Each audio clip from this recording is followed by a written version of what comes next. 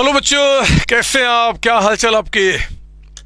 Most welcome to my classes of corporate accounting CMA inter group 2, जो आपके exam में मेरे बच्चे 50 मार्क्स को कवर करता है। आज हम ये हमारी पेड क्लासेज के अंदर में हमारी पहली क्लास है और इसमें मैं पूरा का पूरा आपको इंट्रोडक्शन दूंगा कि आपके जो सिलेबस में जो चैप्टर्स हैं वो कितने हैं, कैसे पढ़ना है, क्या आपकी स्ट्रेटेजी होनी चाहिए, क्या सिलेक्टिव स्टडी करें ना करें, इन सब के बारे में मैं आपके साथ चर्चा करूंगा। और इसको आज की क्लास में जितनी बातें बताऊंगा मेरे बच्चे, उसी बात को फॉलो करते हुए आपने क्या करना है, ये स्टडी करना है। ठीक है ना?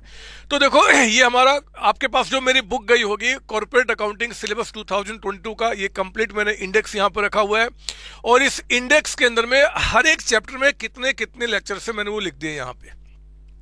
इससे आपको आइडिया हो जाएगा कि टोटल जो आपको इस सिलेबस में लेक्चर पढ़ने वो कितने जी 73 लेक्चर्स एंड 130 आवर्स अप्रोक्स।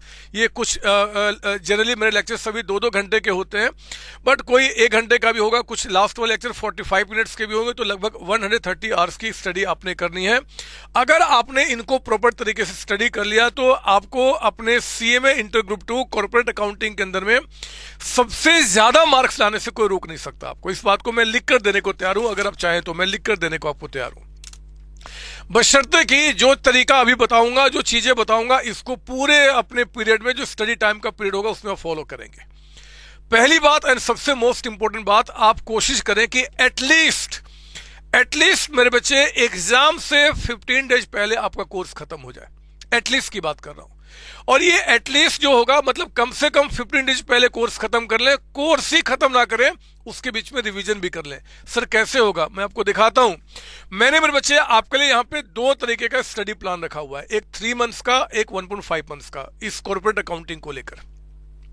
अगर आपने जिस दिन मेरे लेक्चर को परचेज किया है उसके बाद अगर आपके पास 3 मंथ्स प्लस का टाइम आपके पास है, 3 मंथ्स प्लस का, तो मेरे बच्चे आपने क्या करना होगा, अगर पर डे एक लेक्चर भी आप स्टडी करते हैं, पर डे एक लेक्चर भी, ये मानते हुए कि मंथ्स में 25 डेज आप स्टडी करेंगे। मैंने 4 दिन छोड़ दिया आपको मस्ती करने का, रिवीजन करने का, है ना?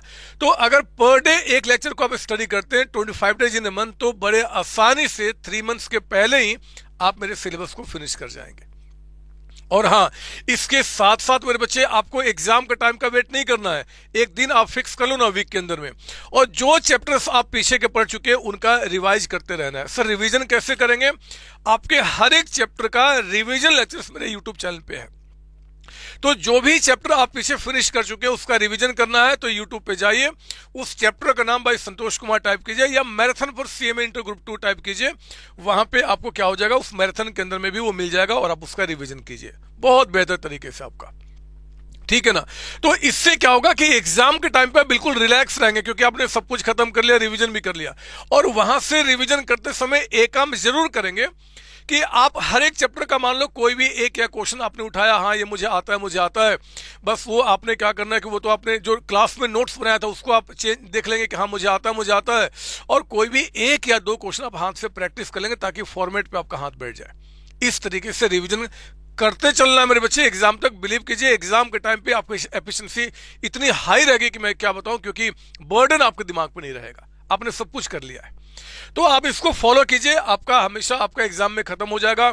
सर 6 दिन हम सिर्फ कॉर्पोरेट अकाउंटिंग पढ़े ना, कौन कहता है? 3 दिन पढ़ो ना।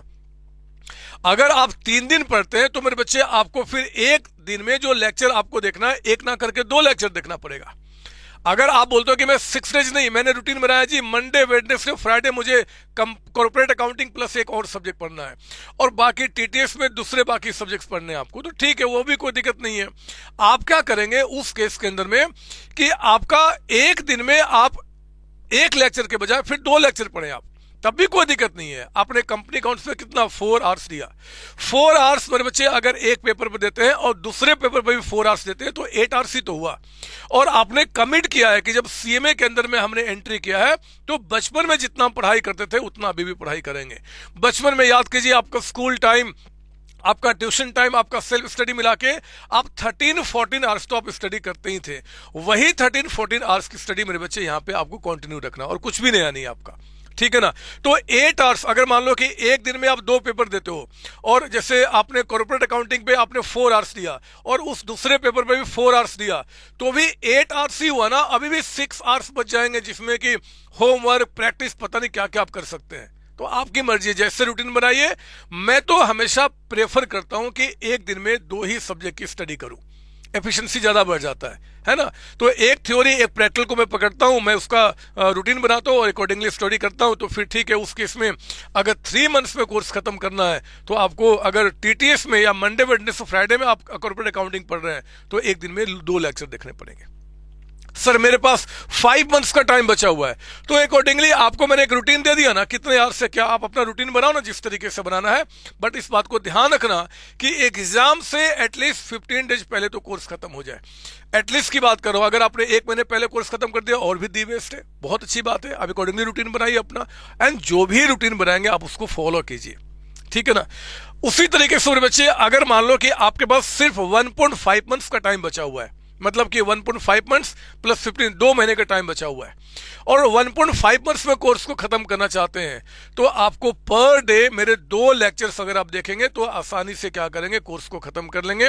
अगर पर डे देखते हैं तो, पर डे अगर देखते हैं तो आप, ठीक है ना, क्योंकि टाइम बहुत कम है और उसमें पर डे आपको स्टडी करना ही पड़ेगा। रिवीजन करने का वही तरीका जो मैंने यहां बताया वही यहां पे फॉलो करना है। रिवीजन हमेशा याद रखना, एग्जाम के टाइम के लिए हम छोड़ते नहीं है। कोई भी अच्छा बच्चा जो पढ़ाई करता है वो एग्जाम के टाइम पे रिवीजन नहीं करता, वो साथ साथ में रिवीजन करता है। तो आप उसी को फॉलो करेंगे। जो भी क्लासेज आपको यहाँ पे दी गई है ना बच्चे, वो कंप्लीटली आपके लिए इसी सिलेबस के मुताबिक मैंने रिकॉर्ड किया हुआ है। और एक बात और बता दूं कि आपको यहाँ पे जो पढ़ना है ना, इट्स नॉट अकाउंटिंग स्टैंडर्ड, ये है इंड एस। इंडेस जो पहले फाइनल में होता था, अब इंस्टीट्यूट ने कुछ इंडेस को क्या क्या इंटर में डाल दिया है। तो यहां पे आपको बहुत मस्त तरीके से स्टडी करना होगा, क्योंकि यही वो शुरुआत है मेरे बच्चे जो आपको फाइनल में जाके सीएफआर एक पेपर जो आएगा मैं पढ़ाऊंगा वहां पे आपको स्ट्रॉन्ग करेगा, क्योंकि इसी का कंटिन्यूएशन वहां पे बन जाता है। ये सिलेबस बहुत बेहतर उन्होंने बनाया हुआ है, बहुत मस्त सिलेबस बनाया हुआ है, लेकिन बशर्ते कि बच्चा अगर ठीक से इसकी स्टडी कर ले तो आपका इसी को फॉलो करना है, इसी को फॉलो करना है, इसी को फॉलो करना है। अगर मैंने ऐसे तो बिल्कुल सही लिखा हुआ है, बट किसी में अगर आधा एक क्लास कम ज्यादा दिखे आपको अपने उसमें क्या बोलते हैं फोल्डर में, तो अब परेशान मत होना, देखना कि एंड हो रहा है कि नहीं हो रहा है, ऐसे एंड इतने में ही होगा। अगर कुछ डाउट, किसी तरीके की परेशानी, तो डाउट सेशन का जो मेरा नंबर है वो आपके पास गया होगा मेल के थ्रू, आप उस डाउट सेशन नंबर पे 4 to 7 में हमेशा अवेलेबल रहता हूं। 4 to 7 में जिस भी क्वेश्चन में आपको डाउट है उसका स्क्रीनशॉट लेके व्हाट्सएप कीजिए एंड वॉइस रिकॉर्डिंग भेजिए कि सर मुझे इसमें ये डाउट है, उसी टाइम पे मैं आपको रिप्लाई करूंगा। ध्यान रखना 4 to 7 हमेशा बैठा रहता हूं आपके डाउट्स के लिए, except Sunday and national holiday, ठीक है ना।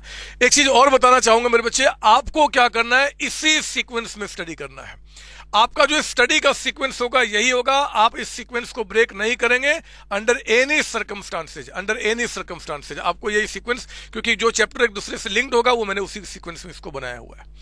कई सारे ऐसे चैप्टर हैं जो आपके इंस्टीट्यूट के स्टडी मेट में कई सारे क्वेश्चन गलत हैं, मैंने उनको बिल्कुल सही करके आपके जो प्रोविजंस है, आपके सीएमए में जो प्रोविजंस फॉलो किए जाएंगे उन्हीं के मुताबिक मैंने इसको बनाया हुआ है।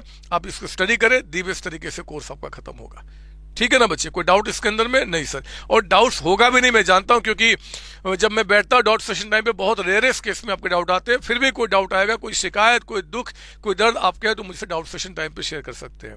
इस बात को इंश्योर करूंगा कि आपको आधे मिनट के लिए भी फील नहीं होगा कि संतोष सर कहीं दूर आपके बैठे हुए, वो बिल्कुल आपके लैपटॉप में, आपके कंप्यूटर में, आपके दिल में, आपके पास है, और हमेशा मैं आपके लिए अवेलेबल रहूंगा। क्लियर ना। तो आप इसी सीक्वेंस को स्टडी करेंगे मेरे बच्चे, इसी के अंदर में बढ़ेंगे, आपका कहीं कोई दिक्कत नहीं आएगी। यही तरीका फॉलो करेंगे। अगर इससे ज्यादा या कम टाइम है तो इसके मुताबिक आप अपना खुद का एक शेड्यूल बनाइए और उसके हिसाब से स्टडी कीजिए। चलिए मैं आगे बढ़ता हूं, अब आपके कोर्स के अंदर में एंट्री करूंगा और आपके जितने भी सिलेबस हैं, जो मेरे क्लासेज भी आपके पास गई है, जो मेरी बुक भी गई है, वो भी इसी सीक्वेंस में आपके पास गया है। इसी सीक्वेंस को आपको फॉलो करते हुए कोर्स को पूरा एंड करना है, कोर्स को पूरा एंड करना है। ऑल द बेस्ट बच्चे, थैंक यू। आइए मिलते हैं अकाउंट्स ऑफ बैंकिंग कंपनी के अंदर में अपने सिलेबस को बहुत अच्छी तरीके से कंटिन्यू करने के लिए। एक बात और, कई सारे बच्चे आप में से मुझे फोन करते हैं कि सर कोई सिलेक्टिव तरीका बता दो, सिलेक्टिव स्टडी का तरीका, कोई चैप्टर छोड़ सकता हूं क्या, कोई चैप्टर छोड़ सकता हूं क्या? तो मेरे बच्चे दो बातें, इतने कम पीरियड में अगर बदमाश कोर्स हमारा खत्म हो सकता है तो किसी चैप्टर को क्यों छोड़ेंगे आप? कोई लॉजिक समझ में नहीं आता। दूसरा, आप प्रोफेशनल बच्चे हैं, प्रोफेशनल बच्चों के लिए कोई सिलेक्टिव स्टडी नहीं होता।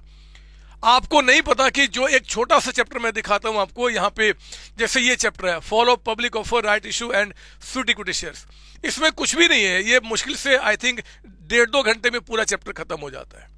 लेकिन ये इसमें कभी कभी इससे 16 मार्क्स के भी क्वेश्चन बने हुए, 12 मार्क्स, सॉरी 16 नहीं 12 मार्क्स के भी क्वेश्चन बने हुए, 10 मार्क्स के भी क्वेश्चन बने हुए। तो मैं तो सिर्फ ये कहना चाहता हूं कि कहीं पर भी कोई दोस्त, कोई रिलेटिव, कोई भैया, कोई बहना, कोई आपका वीडियो कहीं पे अगर आपको दिखता है सेलेक्टिव स्टडी, एबीसी एनालिसिस, ये सब करके, आपको वहीं पे भैया, बहना, दोस्त या उस वीडियो को बंद करके आपको अपने संतोष सर को याद रखना होगा कि उन्होंने कहा है कि जिस कोर्स में हम आए हैं इसमें अगर पूरा नॉलेज हमारे पास नहीं है तो काम नहीं बनने वाला, और पूरे नॉलेज को लेने के लिए पूरा स्टडी करना ही पड़ता है मेरे बच्चे। तो आपको यही काम करना होगा। आज का जमाना नहीं रहा सिलेक्टिव स्टडी करने का, अगर आप इस तरीके से स्टडी करेंगे बहुत बेहतर तरीके से आप मार्क्स लेकर आएंगे। और ये भी आपको इंश्योर कर रहा हूं कि एग्जामिनेशन हॉल से जब बाहर निकलोगे ना तो एक ही बात कहोगे, संतोष सर आपने इतने टफ क्वेश्चन क्यों करा दिए, एग्जाम में इतना सिंपल क्वेश्चन आया था। ये आप इसलिए बोलोगे बच्चे क्योंकि आपने उस लेवल की तैयारी की है। जब हम इस लेवल की तैयारी करते हैं ये क्वेश्चन आपको बच्चा लगना खुद शुरू हो जाता है। बाकी बच्चे ये लेवल की तैयारी करते हैं और एग्जाम में ये क्वेश्चन आ जाता है। सच बोल रहा हूं, आपको प्रूफ करूंगा। एग्जामिनेशन हॉल में से जब बाहर निकलोगे तो, अभी नहीं। आइए हम शुरू करते हैं आपका पहला chapter accounts of banking company के साथ बच्चे।